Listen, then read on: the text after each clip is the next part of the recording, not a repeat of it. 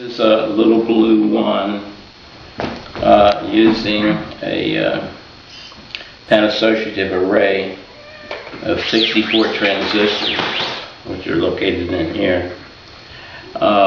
It controls itself. It's not programmed per se. It obviously has a motor that can turn on. It has a servo mechanism for moving its head back and forth. It's basically currently looking at the camera, by the way.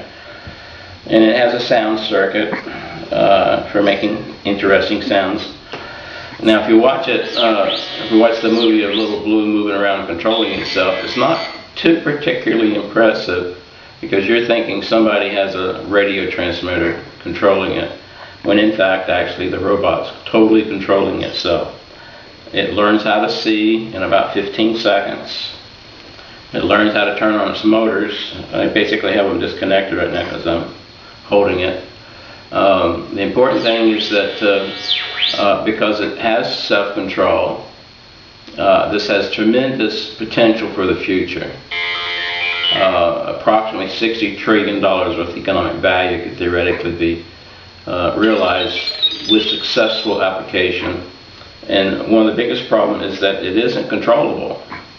And so the question is, how do you control it? Now, what we're thinking about doing is we're going to replace the eye with a video monitor signal.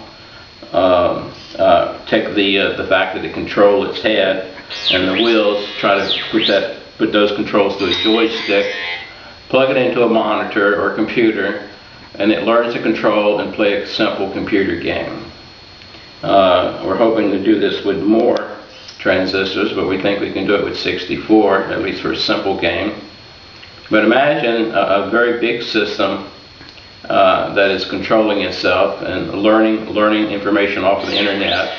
It could be a great another Google system, which of course would be worth several billion dollars, I'm sure.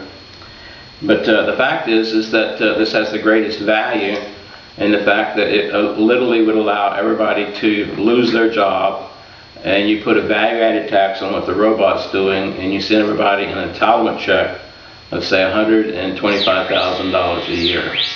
Because as a human being, you're entitled to this, but a robot is entitled to work, so to speak, as it earns its freedom. And ultimately, we may not even need robots, but currently we do.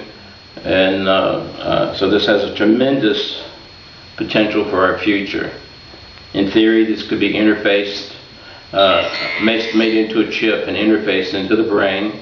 It could allow people to walk again with little or no programming. Tremendous amounts of effort to be made to write millions of lines of code just to control the simple behaviors that we're seeing here. And it's very painful. But when the robot does it on its own, now that is important. But seeing this in a small form like this, the average person doesn't realize how important that is. Yeah.